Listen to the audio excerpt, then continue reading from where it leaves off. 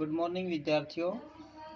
आज हम पढ़ने जा रहे हैं व्याकरण का एक टॉपिक कारक। कारक के विषय में हम पहले भी बहुत बार सुन चुके हैं। जैसे हमने संज्ञा पढ़ा था, लिंग पढ़ा था, वचन पढ़ा था। एक किसी भी सेंटेंस के बारे में जब हम पढ़ते हैं तो वहां पे कारक की एक अहम भूमिका होती है। कारक होता क्या है? कारक जो होता है वो क्रिया का पूर्ण करने वाला होता है, यानी कि क्रिया को करने वाला, क्रिया जिसके ऊपर डिपेंड होती है वो क्या होता है? कारक होता है। तो कारक का हम जो अर्थ समझेंगे वो क्या होता है कि क्रिया को पूर्ण करने वाला कारक कहलाता है।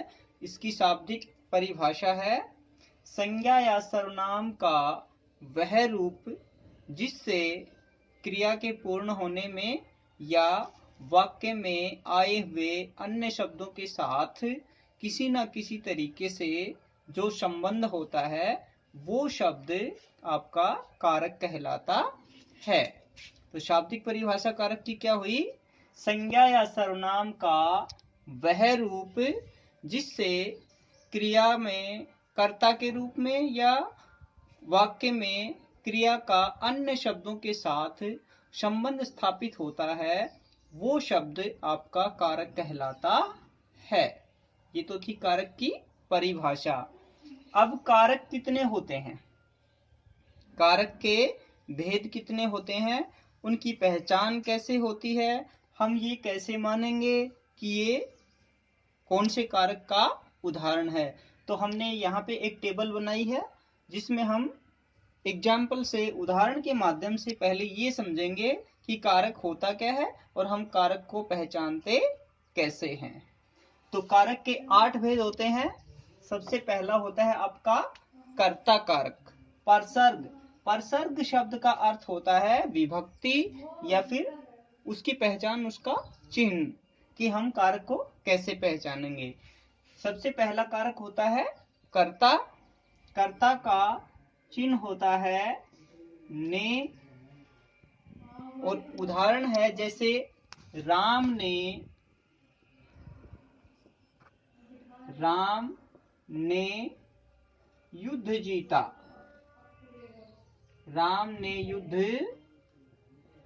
जीता। अब युद्ध किसने जीता? राम ने।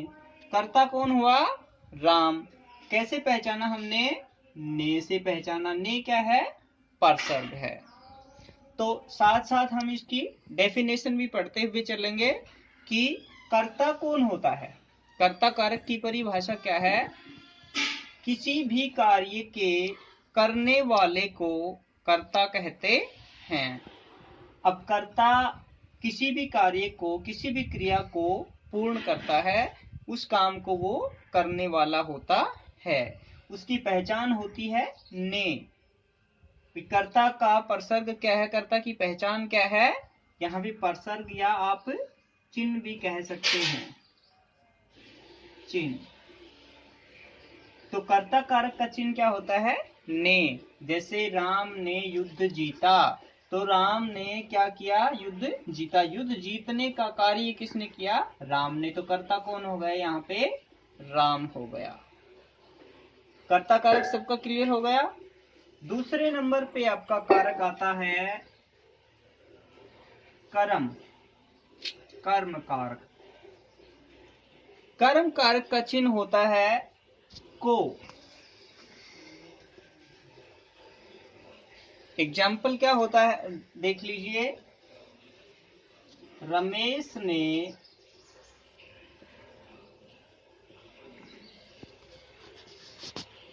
दीपक को,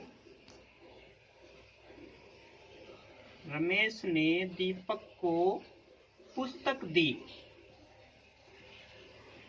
पुस्तक दी। अब इस वाक्य से देखिए, रमेश ने दीपक को पुस्तक दी, तो कर्ता कौन है? रमेश। किसको दी? दीपक को दी। तो कर्म की परिभाषा देखिए। कर्म की परिभाषा वो होती है कि क्रिया का फल जिस पर पड़ता है वो क्या होता है? आपका कर्म होता है। भी रमेश ने कोई क्रिया की और उस क्रिया का फल, उसका असर किस पे पड़ा? पुस्तक पे पड़ा। भी क्या दी? किसको दी? पुस्तक दीपक को दी। तो पुस्तक दी, एक तो पुस्तक कर्म हो गया, एक दी किसको? दीपक को दी। तो यहाँ पे दीपक भी क्या है? कर्म है। और जिसके साथ ये को परसर्ग लगा होता है वो आपका क्या कहलाता है? कर्म कहलाता है। कर्म की परिभाषा क्या है? क्रिया का फल जिस पर पड़ता है वो क्या कहलाता है? कर्म कहलाता है। अब कर्म को पहचानने के लिए हम क्या करते हैं? किसी भी कारक को पहचानने के लिए हम क्या करते हैं? प्रश्न बनाते हैं। और कर्म को पहचानने के लिए, कर्ता को पहचानने के लिए प्रश्न क्या बनेगा? कौन या किसने। अब कौन या किसने के उत्तर में जो शब्द आएगा वो आपका कर्ता होता है, और क्या या किसको के उत्तर में जो शब्द आएगा वो आपका क्या कहलाता है? कर्म कहलाता है। तो इनको पहचानने के लिए हम क्या करेंगे? प्रश्न बनाएंगे, और प्रश्न में या तो क्या होना चाहिए या किसको होना चाहिए, और क्या और किसको के उत्तर में जो शब्द आते हैं वो आपके क्या कहलाते हैं? कर्म कारक कहलाते हैं। तीसरा कारक होता है आपका कर्ण कारक। कर्ण का चिन्ह होता है से, के द्वारा या के साथ। से, के द्वारा या के साथ, ये इसके विभक्ति चिन्ह होते हैं जिससे हम कारक की पहचान करते हैं। जैसे वह साइकिल से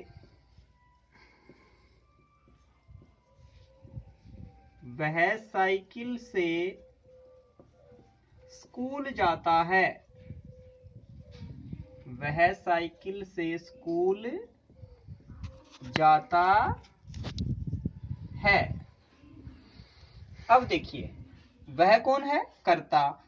किससे जाता है? साइकिल से। तो यहाँ पे साइकिल शब्द क्या है आपका? कर्ण कारक है। डेफिनेशन क्या है कर्ण कारक की? कि कर्ता किसी भी काम को करने में जिसकी सहायता लेता है, जिस उपकरण की सहायता लेता है, या जिस माध्यम से कोई भी कार्य होता है, किसी भी काम को करने के लिए किसी इमीडिएटर की आवश्यकता होती है या किसी वस्तु की सहायता से कोई भी चीज, कोई भी कार्य पूर्ण होता है, वो आपका कर्ण कारक कहलाता है। शाब्दिक परिभाषा आप लिखने में क्या लिखोगे? कि कर्ता किसी भी काम को करने के लिए जिस उपकरण की सहायता लेता है वो आपका कर्ण कारक होता है। इसका चिन्ह होता है से या के द्वारा। क्लियर? अगला है आपका संप्रदान।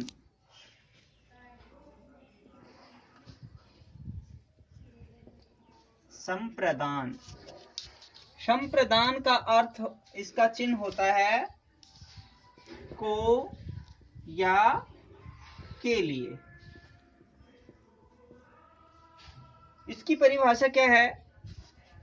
कर्ता जिसके लिए कार्य करता है या जिसको कोई चीज देता है, या किसी को अभिवादन करता है, नमस्कार करता है, तो वहां पे आपका कौन सा कारक होता है? संप्रदान कारक होता है। किस किस अर्थ में होता है? किसी को कोई वस्तु दी जाती है तो जिसको दी जाएगी उसमें संप्रदान कारक होगा। किसी के लिए कोई कार्य, कोई भी किसी के लिए किसी प्रकार का भी कार्य किया जाएगा तो जिसके लिए किया जाएगा वो व्यक्ति या वस्तु संप्रदान कहलाएगी। जैसे राजा,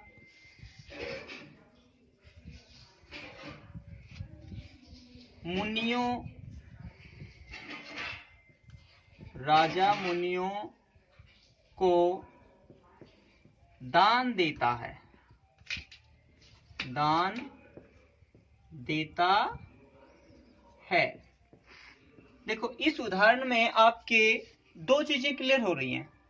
एक तो कोई भी चीज देने के योग में, में। जैसे दान देने की वस्तु है, तो देने के लिए भी क्या होता है, आपका संप्रदान होता है। और के लिए यानी कि किसी व्यक्ति के प्रयोजन के लिए, किसी व्यक्ति के हित के लिए कार्य किया जा रहा है, तो मुनि उस धन का यूज करेंगे कहीं ना कहीं, तो उनके हित के लिए भी ये कार्य हो रहा है, तो ये उनके हित में जा रहा है, तो उसके लिए के लिए वाला जो चिन्ह है वो भी आपका यहाँ पे को की सेंस जो है वो के लिए प्रयोग हो रही है। तो ये है आपका संप्रदान कारक। कर्ता जिसके लिए किसी कार्य को करता है या जिस व्यक्ति को कोई वस्तु देता है, उसमें आपका संप्रदान कारक होता है। अगला है आपका अपादान।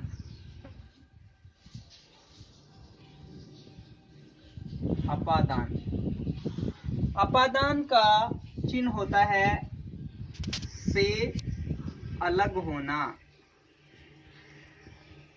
अलग होना, इसकी दो तीन चिन्ह होते हैं, दो तीन मतलब पहचान होती हैं। क्या? अपादान कारक में एक वस्तु दूसरी वस्तु से अलग होती हो, तो जो वस्तु अलग होने वाली होती है वो तो क्या होती है, कर्ता होती है। अब जिससे अलग होगी वो आपका क्या होगा, अपादान कारक होगा। दूसरा, भय के अर्थ में यानी कि डर के अर्थ में, जब हम किसी को ये बताएंगे कि ये उस चीज से डरता है, जैसे बच्चा शेर से डरता है, तो बच्चा जिस चीज से डरेगा उसमें आपका कौन सा कारक होगा, अपादान कारक होगा। तो एक तो भय के योग में होता है, एक किसी चीज से अलग होने के योग में होता है, एक जब तुलना दो चीजों में की जाती है तो वहां पर भी आपका अपादान कारक होता है। फॉर एग्जाम्पल, जैसे पेड़ से फल गिरता है, पेड़ से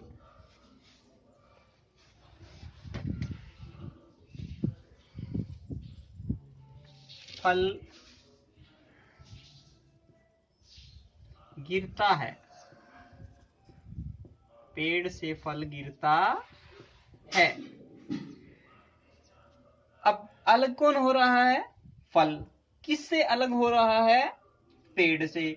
तो जो वस्तु अलग हो रही है, कार्य कौन कर रहा है, फल कर रहा है, तो ये तो क्या हो गया, कर्ता हो गया।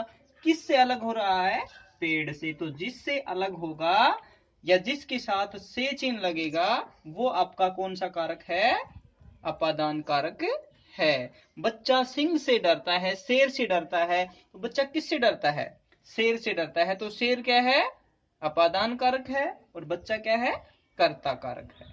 ये था आपका अपादान कारक। अगला है आपका संबंध।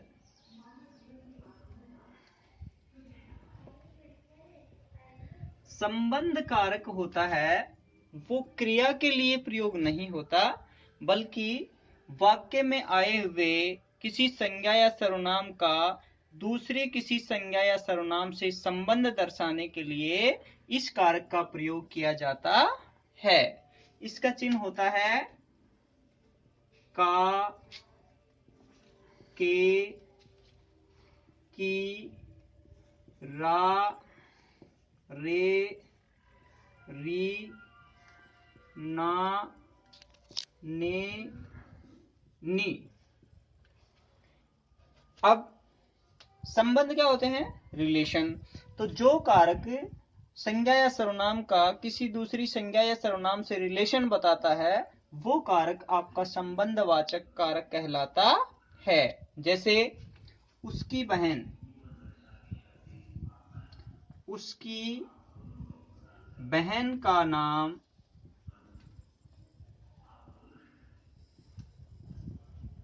शीला है, उसकी बहन का नाम शीला है। तो उसकी जो शब्द है इसमें कारक चिन्ह कौन सा लगा है, की। अब उसकी जो शब्द है ये किसी व्यक्ति के साथ संबंध दर्शा रहा है। तो जो संबंध दर्शाने वाला कारक होता है उसे हम क्या कहते हैं, संबंध कारक कहते हैं। इनके एग्जाम्पल जैसे रा रे री किसके पीछे लगता है, सर्वनाम के पीछे, जैसे मेरा मेरी। ना ने नी भी किसके पीछे लगता है, ये भी सर्वनाम के पीछे लगता है। ये सभी सर्वनाम के ही पीछे लगते हैं। जैसे वैसे संज्ञा के पीछे भी हो सकता है काके की तो, लेकिन रा रे री जो होते हैं और नाने नी होते हैं ये सर्वनाम के पीछे लगते हैं। जैसे मेरा मेरी मेरे, अपना अपनी अपने, उसका उसकी उसके, या राम का सीता का, बहन की, किसी का भी, काके की किसी के भी साथ लग सकता है। क्लियर। अगला कारक है आपका अधिकरण।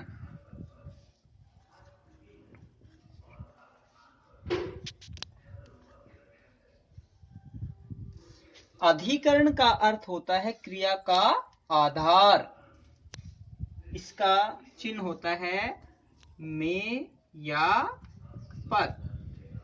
ये क्रिया का आधार होता है। आधार का मतलब होता है जिस पर क्रिया निर्भर होती है, जिस पर क्रिया आधारित होती है। जैसे बंदर वृक्ष पर बैठा है, वृक्ष पर बैठा है। अब कर्ता कौन है, बंदर है। बैठा कहाँ है, वृक्ष पर। क्रिया क्या है, बैठना। तो बैठने का काम कहाँ हो रहा है, क्रिया का बेस क्या है, तो बंदर कहाँ बैठा है, वृक्ष पर बैठा है। तो क्रिया किस पर आधारित हो गई, वृक्ष पर आधारित हो गई। तो जहां क्रिया का आधार होता है वो आपका अधिकरण कारक कहलाता है। इसके चिन्ह होते हैं में या पर। शाब्दिक परिभाषा में क्या लिखोगे, डेफिनेशन में क्या लिखोगे कि क्रिया के आधार को अधिकरण कहते हैं, या जिस पर क्रिया आधारित होती है वो आपका अधिकरण कहलाता है। अंतिम कारक है आपका संबोधन।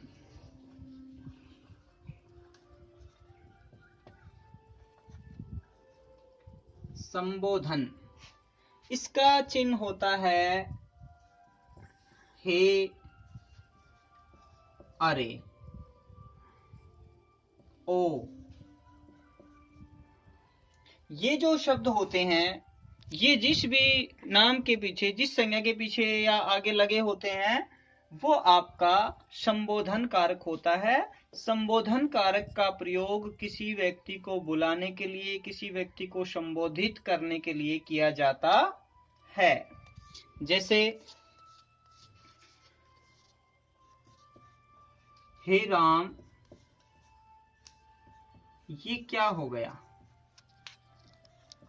ये क्या हो गया।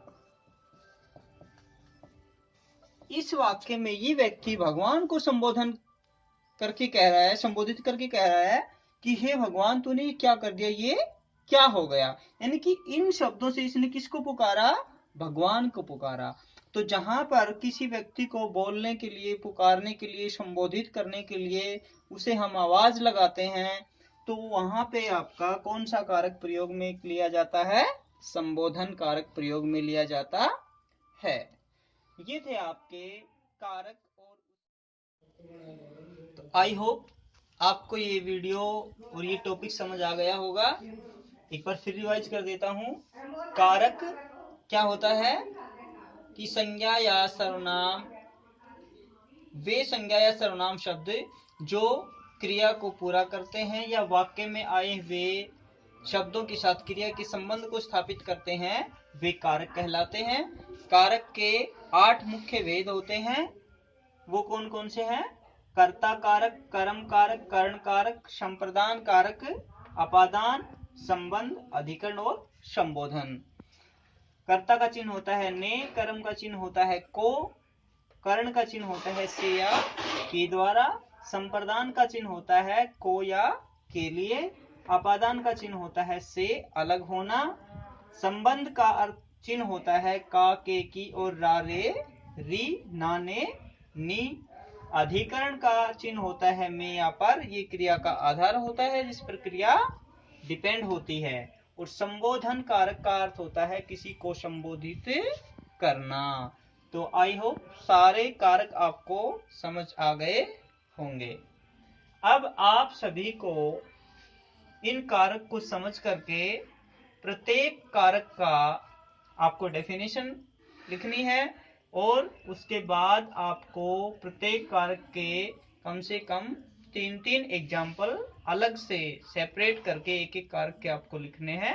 तो 8-3 24 वाक्य आपके बन जाएंगे, जिससे आपको ये कारक का टॉपिक अवश्य क्लियर हो जाएगा। तो थैंक यू, मिलते हैं आपसे अगले वीडियो में।